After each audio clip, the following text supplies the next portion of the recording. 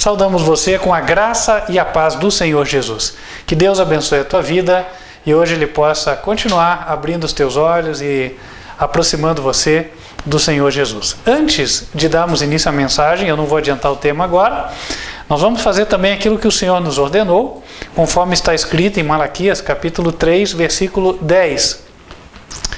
O Senhor disse que devemos trazer os dízimos e ofertas, Trazei os dízimos à casa do tesouro, para que haja mantimento na minha casa, e depois fazei prova de mim, diz o Senhor dos Exércitos, se eu não vos abrir as janelas do céu, e não derramar sobre vós uma bênção tal, que dela vos advenha a maior abastança. E por causa de vós repreenderei o devorador, para que não vos consuma o fruto da terra, e a vide no campo não vos será estéril, diz o Senhor dos Exércitos. Ora, esse ministério tem dado cumprimento ao desejo do Senhor de que os dízimos sejam usados para que haja um mantimento espiritual à palavra do Senhor, verdadeira, conforme é ensinada nas Escrituras, pregada para o povo comum. Isso não só no Brasil, mas no mundo todo. O ministério já está presente em cerca de 20 países e vamos avançando. Nós tivemos grandes avanços esse ano e eu tenho certeza de que eu mesmo já não tenho a ideia clara de até onde essa mensagem já chegou. Mas eu sei que se nós continuarmos trabalhando dentro do tempo determinado pelo Senhor, nós teremos concluído a obra que Ele deseja em todas as nações. Amém? Então, para isso são necessários recursos. Os recursos são usados para vários projetos, entre eles nós temos já mais de 10 títulos de folhetos diferentes, que são usados para o evangelismo, para despertar o interesse das pessoas. Eu tenho alguns aqui na mão, e você que tem interesse, solicite quais são os títulos e depois você escolhe. E aí você vai fazer o teu trabalho. Os folhetos não têm custo, se você puder vir até Curitiba buscar, amém? Caso contrário, aí vai pagar só o envio, o frete. Tome nota do nosso WhatsApp, para poder entrar em contato. DDI 55, para quem está fora do Brasil, tem que pôr. Depois, quem está no Brasil, 41 99509 8425. Também temos outros projetos, temos falado já em várias semanas de que estamos com a construção em andamento da igreja sede do ministério, localizada em Curitiba, no bairro Campo Comprido, Rua Frei Lívio Paniza, número 530. E já estamos na etapa 9, estamos fechando a parte bruta da construção. E se Deus quiser e abençoar, em breve entraremos na próxima etapa, com a perspectiva de ainda este ano, se Deus assim o permitir, estarmos lá. Você também será beneficiado porque teremos uma melhor estrutura para transmissão de vídeo, não só da mensagem do culto, mas também das mensagens destinadas às crianças. Além disso, nós temos outros materiais que servem para o discipulado. Estou aqui, são alguns blocos com estudos bíblicos em formato de perguntas e respostas. Aí você pode entrar em contato se tiver interesse, para estar buscando mais informações, aprendendo, aprofundando-se mais no conhecimento da palavra. E há aqueles que vivem full time, custeados pela obra. Não é o meu caso. Eu sou um voluntário, assim como você, também dizia, me oferto com prazer, mas existem aqueles que o Senhor destaca para isso, e, portanto, esta obra demanda recursos para ter andamento, ok? Uma vez explicado o que o ministério faz com recursos, vamos nos colocar em pé, e aí vamos louvar a Deus, enquanto aqueles cujo coração Ele já tocou, vão vir e fazer as suas devoluções, amém?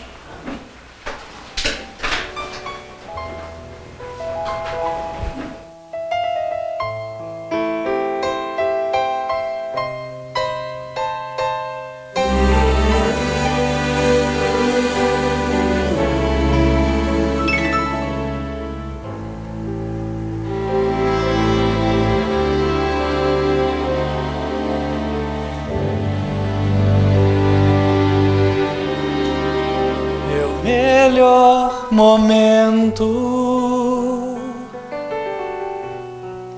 foi quando com Cristo tive um encontro que jamais esquecerei. Na vida cansado, no mundo perdido, então a sua doce voz eu escutei.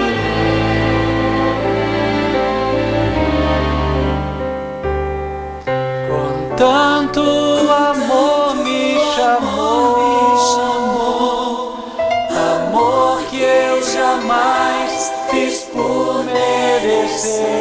Quando ele me disse assim: vinde a mim, se estás cansado, eu te aliviarei.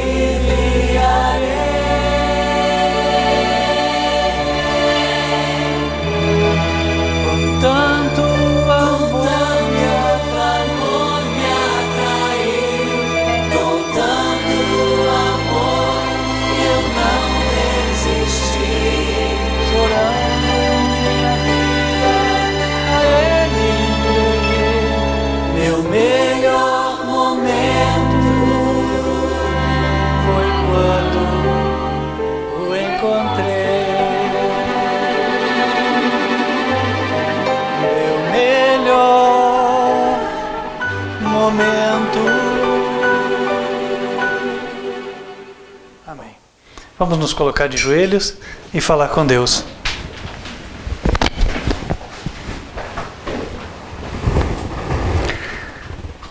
Santo e poderoso Deus, que nos altos céus habitas, nos colocamos de joelho, reconhecendo a Tua majestade, a Tua soberania sobre as nossas vidas, e pedimos que o Senhor venha agora falar por nosso intermédio, que o Senhor Jesus seja o porta-voz e seja eu o interlocutor com a igreja e com aqueles que assistem.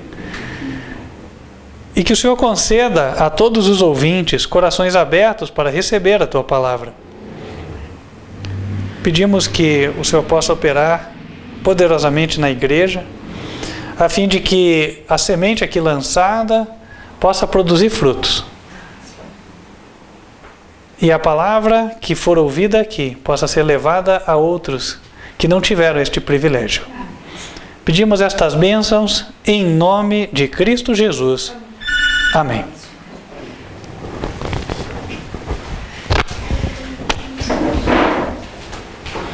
A mensagem de hoje está focada no capítulo 4 do Evangelho de João. É um capítulo que já foi explorado no passado, mas o Senhor tocou para que pudéssemos novamente tratar dele hoje. E esse capítulo, como veremos, ele tem um paralelo bastante interessante com o de Apocalipse, capítulo 17. E para benefício dos ouvintes de primeira viagem, por assim dizer, aqueles que estão sintonizados pela primeira vez neste canal, nós vamos tratar um pouquinho de Apocalipse 17, só para poder contextualizar, e aí, na sequência, podermos abrir em João capítulo 4. Apocalipse capítulo 17, versículo 3, sejam bem-vindos. Ali a Bíblia diz, palavras do profeta João: e levou-me em espírito a um deserto, e vi uma mulher assentada sobre uma besta de cor escarlate, que estava cheia de nomes de blasfêmia, e tinha 7 cabeças e 10 chifres. E a mulher estava vestida de púrpura e de escarlata, adornada com ouro e pedras preciosas e pérolas, e tinha na mão um cálice de ouro cheio das abominações e da imundícia da sua prostituição. E na sua testa estava escrito o nome: Mistério, a Grande Babilônia, a mãe das prostituições e abominações da terra. De forma bem direta e resumida, nós podemos identificar a mulher aqui representada como uma igreja, porque a Bíblia diz em Efésios, capítulo 5, versos 24 e 25, Maridos, amem as suas mulheres, assim como Cristo amou a igreja. E reconhece-se a igreja como sendo a noiva do Cordeiro, a mulher de Cristo. Aqui, esta mulher aparece vestida de púrpura e de escarlata, cor bem utilizada pelos sacerdotes católicos. Para quem não está não tem essa imagem clara, o escarlate é um tom de vermelho, por assim dizer, e o púrpura lembra o roxo ou o lilás, fica entre essas duas cores. Também é dito que a mulher estava adornada com ouro, pedras preciosas e pérolas. Todos estes são elementos bastante comuns dentro das celebrações católicas, dentro das igrejas e da liturgia. Em especial o cálice de ouro, o qual aqui é representado como cheio de abominações e imundícias da sua prostituição. A palavra prostituição, ela se entende no sentido espiritual. Isso quer dizer uma traição às verdades dadas por Jesus por meio da palavra. A Bíblia diz que Jesus é o Verbo, conforme está no Evangelho de João, capítulo 1, versículo 14, e o Verbo se fez carne e habitou entre nós. Portanto, desviar-se dos ensinos da palavra é uma traição ao Verbo de Deus e é considerado uma prostituição, um adultério espiritual. Em especial, nós podemos citar um dos desvios. Por exemplo, em Êxodo capítulo 20, versículo 8, o Senhor nos diz, tanto na Bíblia católica quanto na evangélica: lembra-te do dia do sábado para o santificar. 6 dias trabalharás e farás toda a tua obra, mas o 7º dia é o sábado do Senhor teu Deus, nele não farás nenhuma obra. A igreja contra-argumenta, dizendo que o magistério da igreja teria autoridade e fez uma alteração, transferiu a santidade do dia do sábado para o domingo. Mas a Bíblia não apoia essa pretensão dos homens. Daí fica configurado, portanto, aos olhos de Deus, a prostituição ou afastar-se da verdade. No versículo 5 de Apocalipse 17, voltando para Apocalipse, vê-se que na testa da mulher estava escrito o nome Mistério. O Papa Bento XVI, quando em ofício, ou seja, quando estava ainda no trono, disse que a igreja era a igreja mistério. Existem várias ordenanças da igreja que são chamados mistérios da igreja. Também o verso 5 diz que a igreja se auto-intitula mãe, pois na testa está escrito mãe.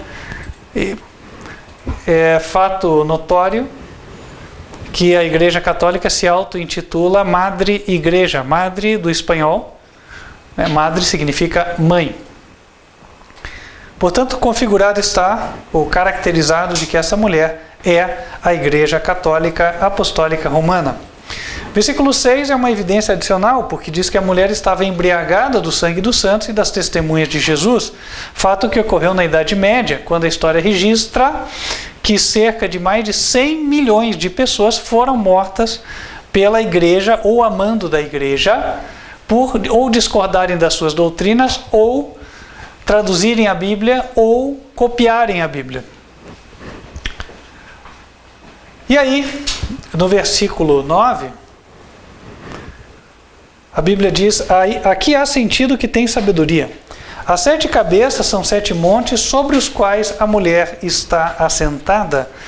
Então essa mulher simbólica foi vista sobre um animal, a besta, que tinha 7 cabeças. E a besta é a descrição de um animal.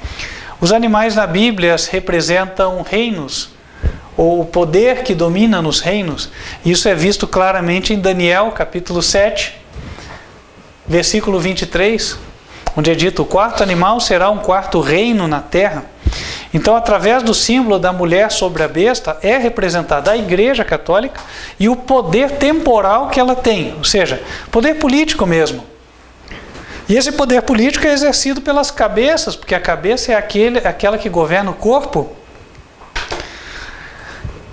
E o anjo, ao explicar, disse que as cabeças, em primeiro lugar, representam 7 montanhas que estão no local onde a igreja é sediada, especificamente em Roma. Roma tem 7 montes, por assim dizer. Os montes têm nomes até: Palatino, Aventino, Campidoglio, Quirinale, Viminale, Esquilino e Célio. E além disso, também o anjo diz no verso 10 que as cabeças representam 7 reis. Ora, o líder máximo da Igreja Católica é o Papa, isso é incontestável. E aqui diz que eram 7 reis, daí podemos identificar os papas, porque seriam papas com título de rei especificamente. E não só título auto-atribuído, mas título de fato reconhecido por outras nações.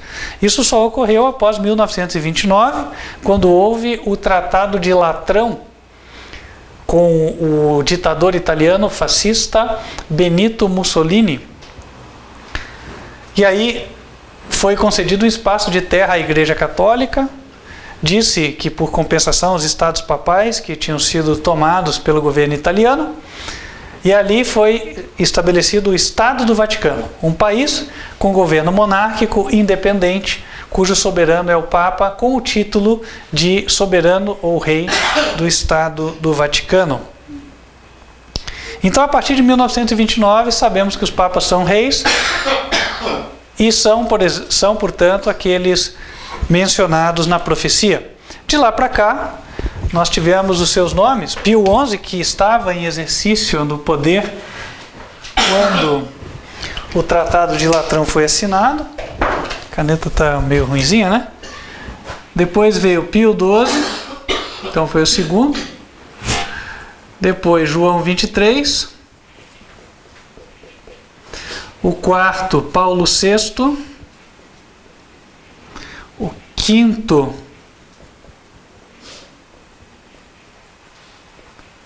João Paulo I. E o sexto, João Paulo II. Tem muita gente que discute, porque o nome de João Paulo II em latim, ele somado dá 666. Tem gente que discute, falar que não é assim e tal, mas não entendem que no latim, quando você fala que algo veio, é a segunda vez que isso está acontecendo, ou esse aqui é a segunda vez, então a palavra que vai se usar para segundo não é secundus, é secundo. Estou falando para quem já estuda esse tema, eu vi que no canal houveram alguns questionamentos, tá? Então, aqui não é, porque é número 2 ordinal, não. Isso aqui é porque o João Paulo II, ao saber que o João Paulo I durou cerca de 33 dias no poder, e o povo gostava do João Paulo I, então quando ele assumiu, ele tomou para si o nome João Paulo e disse que eu sou o equivalente a João Paulo de novo, né? Então, por isso o nome seria secundo e não secundus, ok? Bom, posto isso, nós na história avançamos de 1929, aqui na época de Pio XI, até a época de João Paulo II, que entrou em 1978. Vários de nós já estavam vivos nesta época. E aí é que temos a base para realizarmos o paralelo com o Evangelho de João, capítulo 4. Eu convido os irmãos para abrirem lá. Evangelho de João, capítulo 4.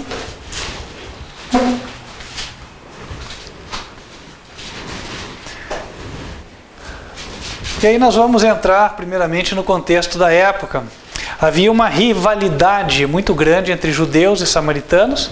Essa rivalidade já vinha de séculos.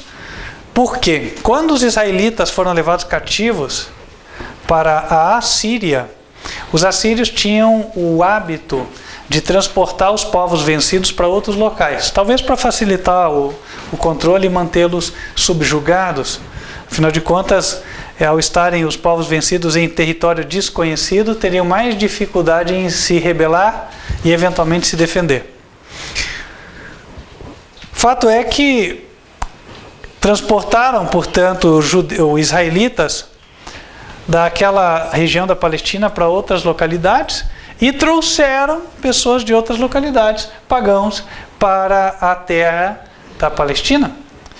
E aí houve, naturalmente, uma miscigenação ali, uma mescla, né? As pessoas vão se conhecendo, eventualmente filhos casam-se com filhos de outros povos e vai se formando um povo misto ali. E essa mescla, ela não foi só uma mistura sanguínea de raças, ela também acabou sendo uma mistura de culturas e uma mistura de religiões, vertentes religiosas. E aí é que gerou-se o problema. Por quê? Os samaritanos, muitos deles se diziam judeus. Samaritanos vem do nome Samaria, e lembre-se que Samaria foi uma cidade que era a capital do reino do norte de Israel. Israel era uma terra, assim, tinha um território, né, meio comprido, assim, mais ou menos assim. Então você tinha aqui ao sul Jerusalém, né? E 90, perto de 100 quilômetros para cima, você tinha Samaria. E Samaria ficou sendo a capital da maior parte do território, que somava 10 tribos, enquanto Jerusalém ficou sendo a capital de Judá e Benjamim. Samaritanos vêm de Samaria, portanto tem a ver com esse povo miscigenado que se formou ali. E eles se diziam também o povo escolhido de Deus, afinal de contas eram descendentes de israelitas, pelo menos por uma parte, fosse por mãe, fosse por pai. Só que eles abraçaram costumes dos pagãos e, portanto, adoravam imagens de escultura. E aí é que ocorreu o conflito, principalmente na parte religiosa, porque os judeus não aceitavam de nenhuma maneira a adoração de imagens. E aí o que fizeram os samaritanos? Construíram um templo rival no Monte Gerizim. Só que na época de Jesus o Monte Gerizim já tinha sido destruído. Então os samaritanos tinham assim uma visão que eles não externavam, mas parecia para eles que de alguma forma eles estavam sob a maldição de Deus, o castigo de Deus, porque o templo deles tinha sido destruído, só tinha sobrado o altar. Mas claro, não admitiam, né? E os judeus tinham tanto ranço dos samaritanos que não pediam nada para os samaritanos, limitavam o contato com eles ao mínimo possível. Quando no fundo eram todos de alguma forma aparentes, né? Você vê que tristeza, né? Até onde chega, às vezes, o fanatismo. Nesse contexto estava Jesus, no versículo 6, junto à fonte de Jacó, que ficava em território samaritano. Jesus, pois, cansado do caminho, assentou-se assim junto da fonte. E era isso já quase hora sexta. Veio uma mulher de Samaria para tirar água. E Jesus disse: dá-me de beber. Porque os seus discípulos tinham ido à cidade comprar comida. Disse-lhe, pois, a mulher samaritana: como, sendo tu judeu, me pedes de beber a mim, que sou mulher samaritana? Porque os judeus não se comunicam com os samaritanos.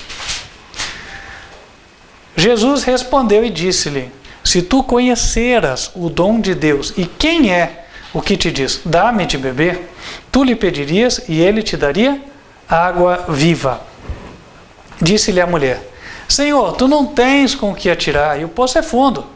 Onde, pois, tens a água viva? És tu maior do que Jacó, o nosso pai, que nos deu o poço, bebendo ele próprio dele, e os seus filhos e o seu gado?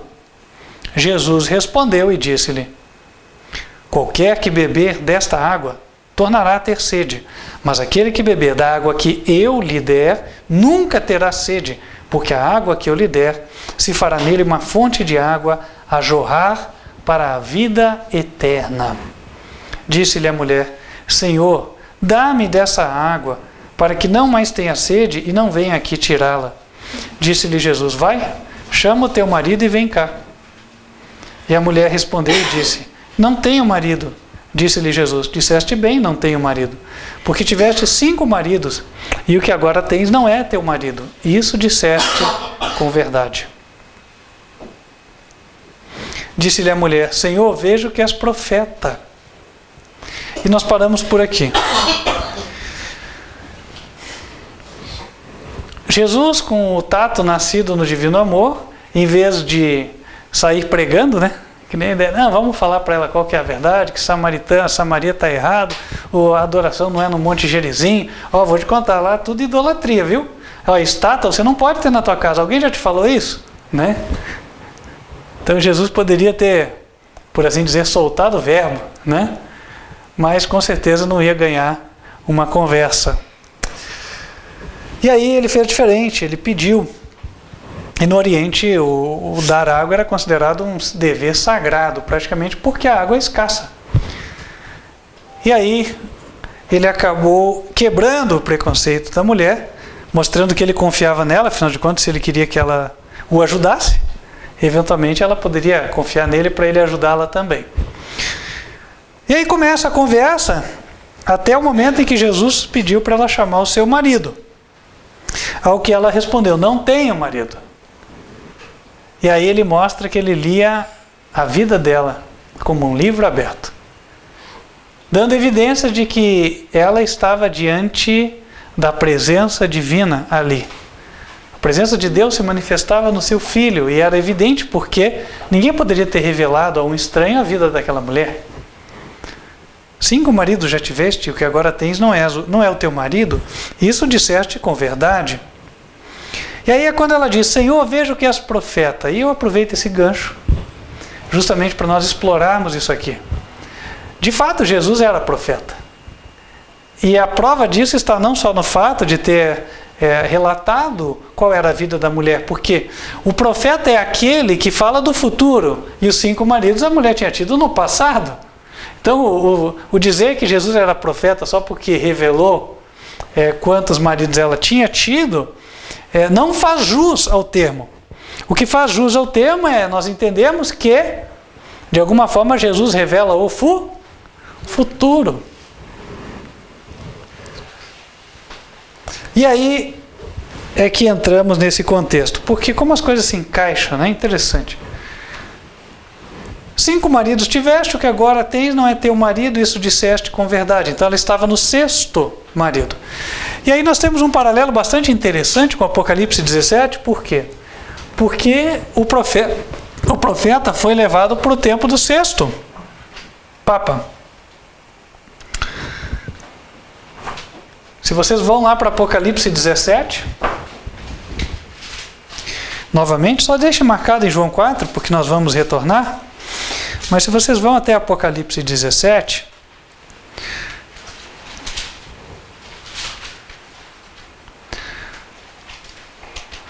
no versículo 10 diz, 5 já caíram e 1 existe. Olha lá, ele foi levado para o tempo do 6º. Então é um equivalente daquele encontro de Jesus com a mulher samaritana. Trazendo para o contexto, tal como os samaritanos, os católicos adoram ou se prostram diante das estatuetas. Eles falam, nós não adoramos, elas são só um símbolo para relembrar e tal. Mas esse argumento era o mesmo argumento usado pelos samaritanos. Então, mais uma vez, alinha-se a questão. Então, eles veneravam ou adoravam as imagens. E no contexto católico, o marido da igreja é o próprio Papa, porque ele se diz representante de Cristo. Há uma tiara papal, que agora ele não usa porque ela não é popular, né? Mas ela existe, que ela tem o seguinte título, Vicarius Filii Dei. Deixa eu ver se eu fiz certo, porque o Filii às vezes a gente erra, são 2 L's ou 2 I's, né? Cadê o que dá 50 aqui? O C. 50, 551, 557, 8... 660 e... aqui, vamos lá. De novo, 500, 600. Cadê o que vale 50 aqui? O L, 50, 650. 56, 57, 62.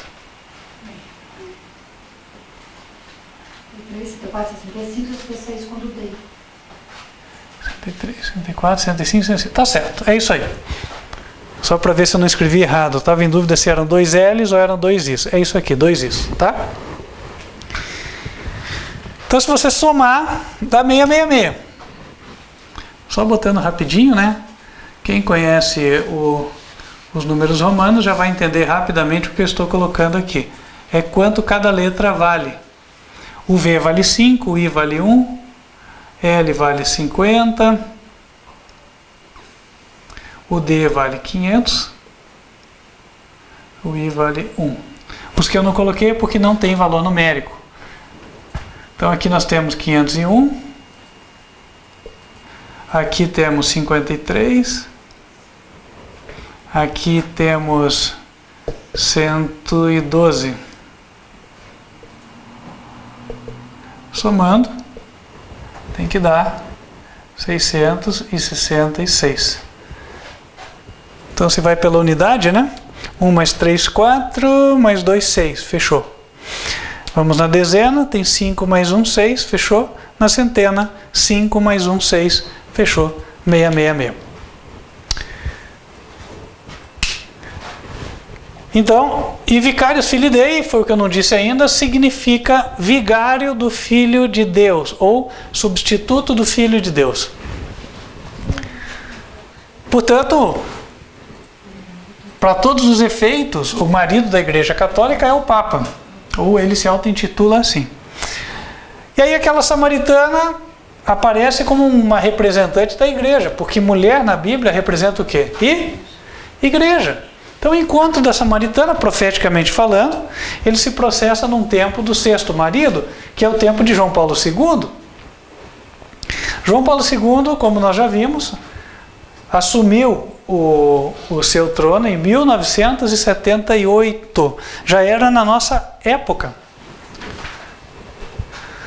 E é nesse contexto que se passa a conversa. Digo, no tempo profético. E aí, voltando para João capítulo 4, nós encontramos algo bastante interessante. A esta altura, Jesus se diz um representante dos judeus. Vamos lá. João 4, versículos 20 em diante. A mulher diz: nossos pais adoraram neste monte, e vós dizeis que é em Jerusalém o lugar onde se deve adorar.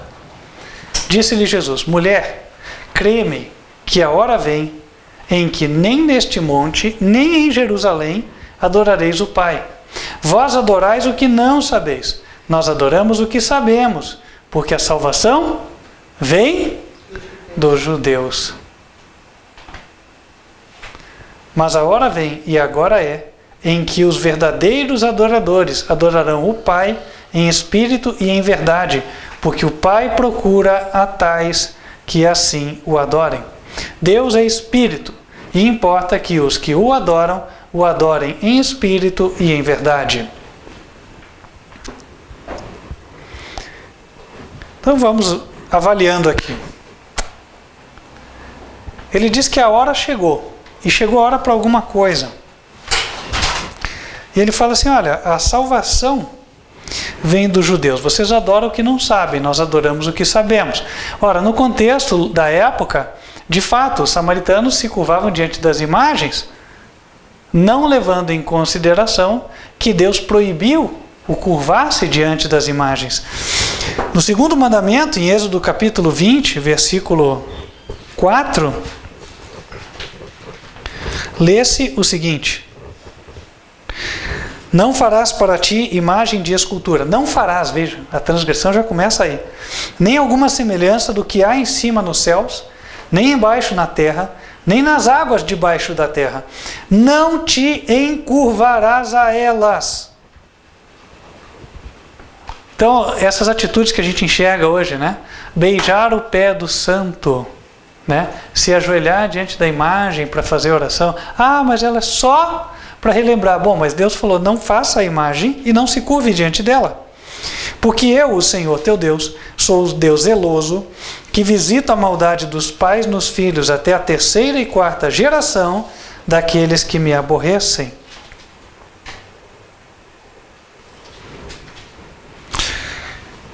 Então Jesus falou: olha, nós adoramos o que nós sabemos. De fato, os judeus sabiam o que Deus requeria e adoravam.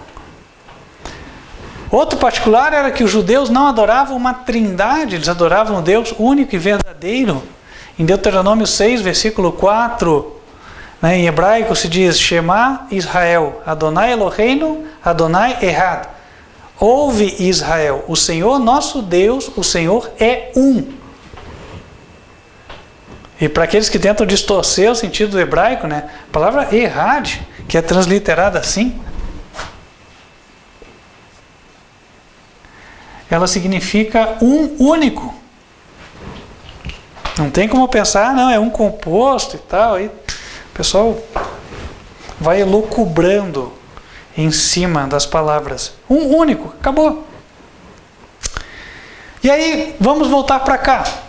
Ora, no contexto moderno, em 1978, o povo que era representativo desta adoração verdadeira, tanto guardando o sábado quanto não crendo na Trindade, não era mais só o povo judeu.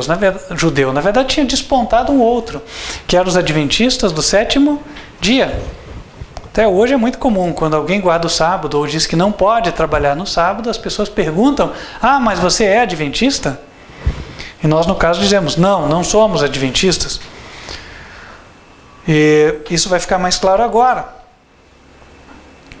Jesus disse: olha, mulher, crê-me que a hora vem em que nem neste monte Gerizim, lá de Samaria, nem em Jerusalém adorareis o Pai. Vocês não vão adorar o Pai mais aqui nesta igreja onde se adora as imagens.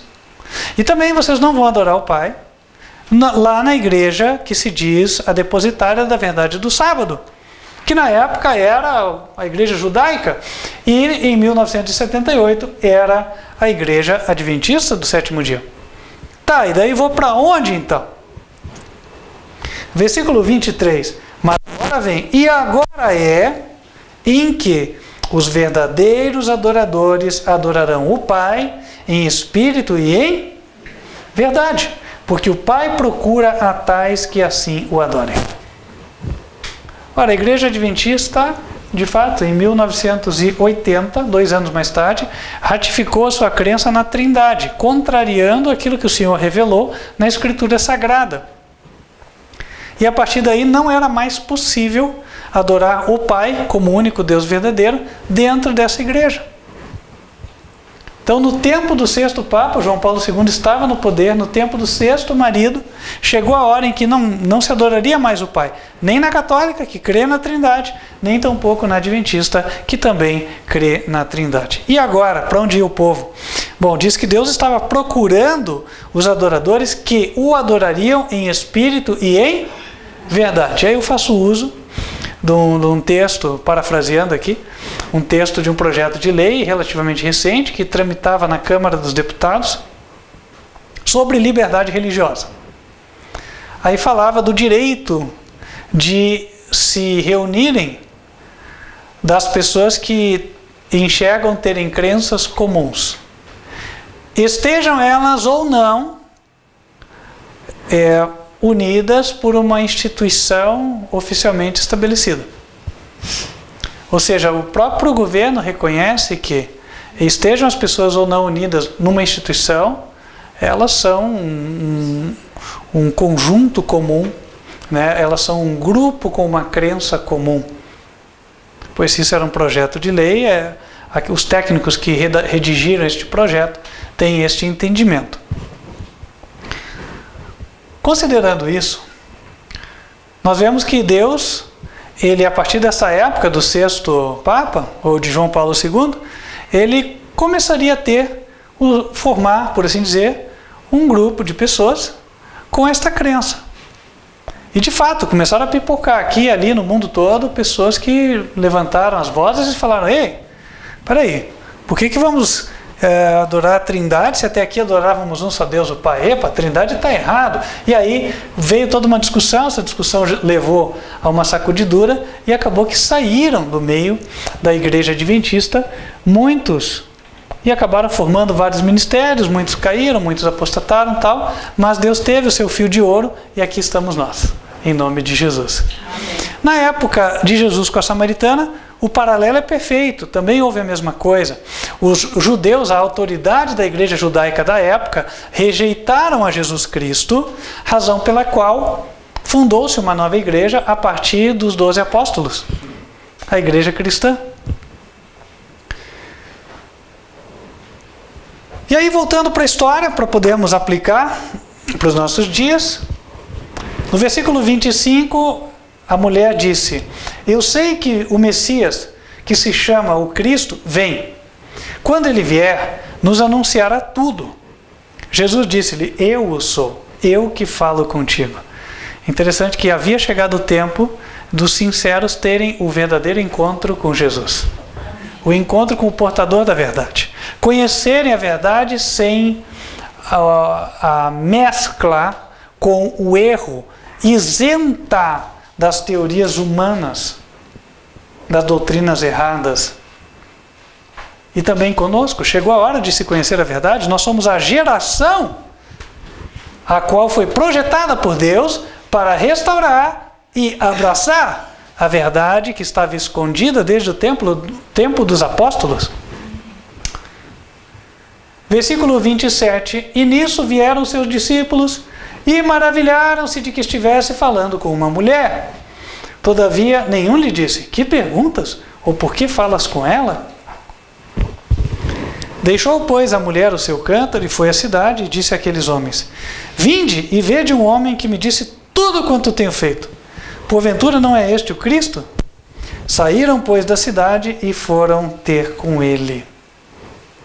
E, entretanto, os seus discípulos lhe rogaram, dizendo: Rabi, come. Aqui nota-se um fato interessante: o exclusivismo judaico que é replicado nesta geração pelo exclusivismo adventista também. Os judeus se achavam tão superiores que não admitiam ser ensinados por ninguém em matéria religiosa e tampouco se aventuravam a evangelizar fora do seu redil. E esse paralelo se viu, de certa forma, dentro dessa denominação adventista também, principalmente aqueles que um dia já estiveram lá, onde também havia um estreito exclusivismo, onde o adventista se entende como aquele que deve ensinar, mas não como aquele que pode aprender, né? Além disso, o evangelizar os católicos não é algo que se vê comumente, ou que se via por aqueles que eram adventistas, né? Em especial por parte da liderança não se vê um esforço forte ou concentrado neste particular. Vamos evangelizar os católicos. Pelo contrário, o que se vê parece mais um entendimento político do que um trabalho de evangelização e esclarecimento da verdade.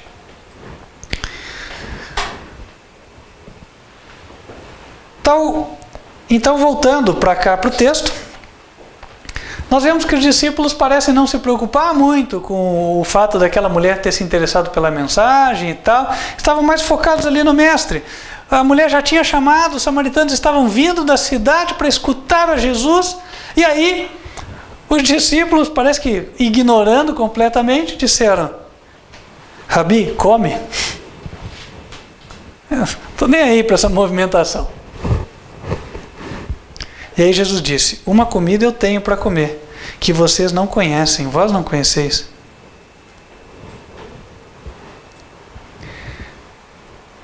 Então os discípulos diziam uns aos outros: trouxe-lhe porventura alguém de comer? Jesus disse-lhes: a minha comida é fazer a vontade daquele que me enviou e realizar a sua obra. Não dizeis vós que ainda há 4 meses até que venha a ceifa? Eis que eu vos digo: levantai os olhos e vede as terras, que já estão brancas para a ceifa. E o que ceifa recebe galardão e ajunta fruto para a vida eterna, para que assim o que semeia como o que ceifa, ambos se regozijem.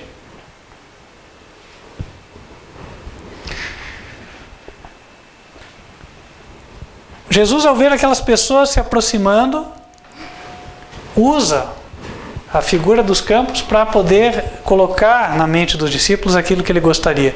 Olha, vocês não acham que faltam 4 meses? Vocês dizem que faltam 4 meses para colher, porque os campos de trigo, você olha, ainda estão verdinhos, então eles têm que maturar, vão branquear, e só depois que estiverem brancos vocês vão poder colher algum grão. E por acharem que falta 4 meses, vocês nem se movem para colher nada, Pois eu digo para vocês que os campos já estão branqueando para a ceifa. Claro que o sentido não era físico, porque quando ele falou isso, embora ele tivesse autoridade para amadurecer imediatamente aqueles grãos de trigo, não foi isso que ele fez. Ele se referiu ao fato de pessoas estarem vindo interessadas na verdade. É o que equivaleria hoje a católicos interessados na verdade. E aí é algo para nós até meditarmos, né? Às vezes a pessoa põe aquele adesivinho, sou feliz por ser católico, parece até o espanta-crente, né? Ah, nem vou entregar o folheto porque não adianta, né? E não é assim. Não é assim. Por trás daquilo pode estar uma samaritana interessada, sincera, e você não sabe, certo? Não é porque a pessoa é católica, é do diabo, isso não é verdade. Porque gente sincera tem em todo o lugar. Agora, não quer dizer que por ser sincero no lugar errado, o lugar está certo. Concorda? A adoração em Samaria não era a adoração certa. A adoração na católica não é a adoração correta. Está em discordância com o que a Bíblia ensina. Agora, o que a pessoa sincera precisa? Esclarecimentos, abordagem, contato. Repito o que dissemos há pouco. Se houvesse Jesus chegado ali e falado, olha, você sabia que não é para adorar imagens? Alguém já falou isso para você? Vou dizer para você que um monte, você pode ver, está na Bíblia. Deus mandou adorar em Jerusalém, não é em Gerizim. Você já leu isso alguma vez? Será que ele ia conseguir uma discípula ali? Não, mas você veja, usando a abordagem correta, né, influenciado pelo Espírito de Deus, ele converteu aquela mulher numa missionária. Imediatamente aquela mulher foi e trouxe uma multidão de gente daquela cidade. E as pessoas vieram ouvir. Isso me leva a considerar por vezes o seguinte, puxa vida, né? A gente tanto se lamenta por poucas pessoas aderirem, abraçarem a mensagem. Agora, será que a única razão é porque não há interessados o suficiente? Ou poderia também haver outras razões? Exemplo, quem sabe a abordagem guiada pelo Espírito de Deus traria mais resultados? Em certo lugar a Bíblia diz, não por força nem por violência, mas pelo meu Espírito. Então, antes de fazer o evangelismo, o comungar com Deus em oração é importante. Por quê? Porque através da comunhão com Deus em oração, Deus vai nos encher e aí Ele vai nos mover a agir da forma certa, a ter o tato suficiente. Coisa que muitas vezes nós não temos, né? Principalmente com parente. Parente parece que a gente acha que eles só podem aprender na base do rolo de macarrão, né? Então, se você não der a pancada, ele não vai entrar na cabeça dele. E não é a verdade. Acaba que muitas vezes isso pode ser o fruto da nossa ansiedade. O motivo é bom, mas a técnica de abordagem acaba não sendo a mais adequada. Ou melhor dizendo, o que nos move à ação, muitas vezes, pode não ser o Espírito de Deus. Podemos ser movidos pela carne, mesmo bem intencionados. E aí é um problema. Mas Jesus disse, olha, os campos já estão brancos para a ceifa. E aí, voltando para o nosso comparativo, desde essa época do Papa João Paulo II, tem gente sincera no mundo, desejosa de receber a verdade, principalmente no mundo católico. Compete a nós encontrarmos estas pessoas. Os campos branqueiam para a ceifa. Deus quer que nós oremos, estudemos a Bíblia, jejuemos, nos encontremos com os irmãos, amém. Mas nem só de encontros em redor do umbigo vive o povo de Deus. O que são encontros ao redor do umbigo, né? Tem vários nomes, tem denominação que bota ECC, encontro de casais, só casais da igreja, né? Reunião não sei o que da igreja. Tudo da igreja, da igreja, da igreja. E a pessoa está comprometida com a igreja. Mas é o mundão lá fora. As pessoas, né, precisando aí. Então é o nosso caso também. Nós fomos levantados pelo Senhor com a seguinte comissão. Ide, façam discípulos. Não é assim? Abram a boca, comuniquem. Né? Procurem uma forma de chegar ao coração das pessoas, sirvam. De alguma maneira nós podemos alcançar os não alcançados. Tenho poucos dons, colabore então com a igreja, porque quem tem vai adiante e vai levar. De uma ou de outra você vai estar apoiando. Então, irmãos, todos nós temos essa comissão diante de nós. Então, não dá para dizermos, não, o mundão não quer receber. Não, tem gente no mundo que quer receber. A profecia diz aqui, já chegou o tempo. A questão é, agora cumprimos a missão, imbuídos do Espírito de Deus, e fazermos a sua vontade. Qual mensagem nós vamos levar? Jesus te ama. Eu lembro que eu estava na Copa do Mundo, fazendo evangelismo, entregando folheto e tal. Aí o pessoal tinha vindo de outra cidade para cá.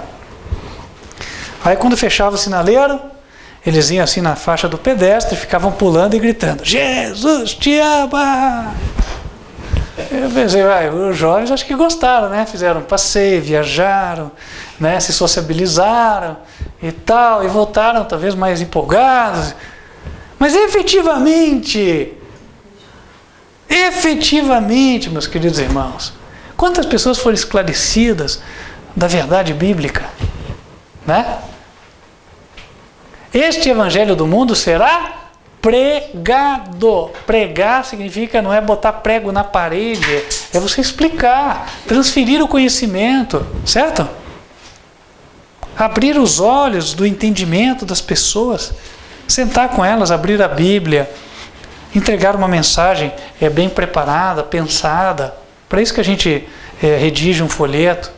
Pensa em tudo, né? Pensa no texto, pensa na diagramação, na arte, no tamanho, no papel, no material, antes de chegar.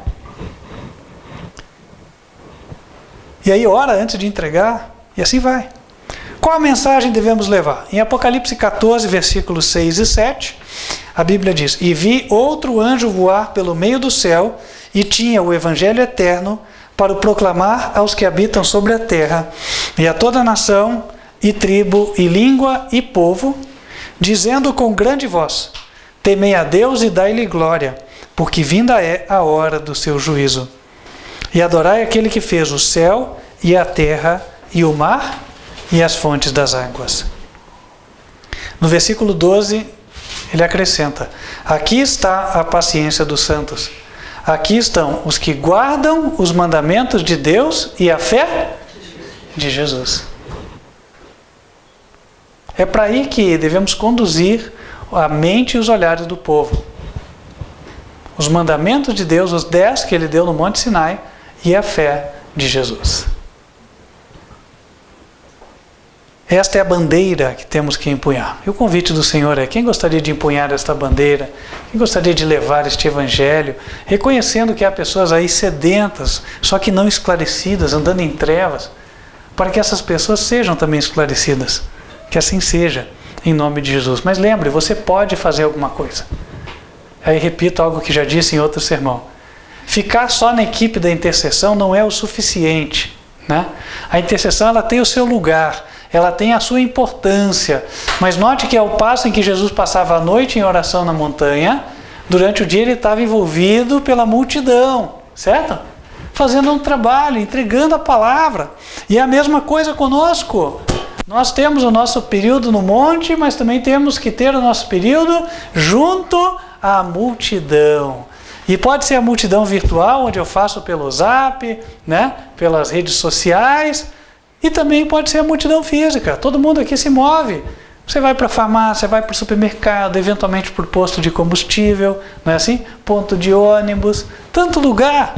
Não custa nada. Cheguei ali, tem 3 pessoas, um está lendo o jornal do dia, vendo quantas pessoas foram degoladas, né? Poxa, entregue um material que vai efetivamente edificar aquela alma, certo? Então vamos fazer a diferença. Eu vou para o meu lazer hoje lá, vou para a academia, poxa, vou levar um folhetinho, deixa eu entregar lá, né? Eu vou, sei lá, vou fazer uma compra, vamos deixar para a caixa do supermercado, para o frentista do posto de combustível, para o operador do pedágio, e assim vai. Sempre tem como fazer algo pelo Senhor. E nisso todos nós podemos melhorar. Concordam? Sim. Amém. E que assim seja, em nome do Senhor Jesus. Amém? Amém. Vamos nos colocar de joelhos e falar com o Senhor.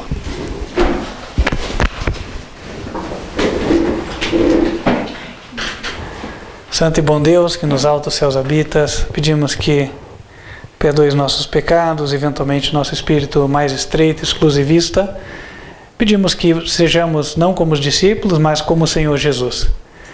Que tenhamos mente e corações abertos e dilatados, voltados a todas as pessoas que estão ao nosso redor e que não conhecem a verdade e precisam de ter a oportunidade. E que seja através de nós que elas venham a ter. Faze-nos sermos sempre missionários e nunca arrefecer o ânimo na busca pela salvação das almas.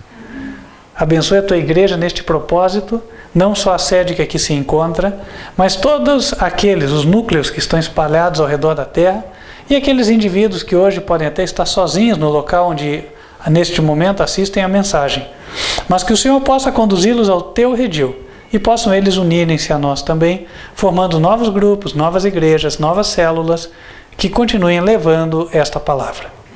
Pedimos ao Senhor que abençoe os nossos esforços, que sejam eles coroados de êxito e que muitas almas venham a ser salvas, em nome de Jesus. Amém. Amém.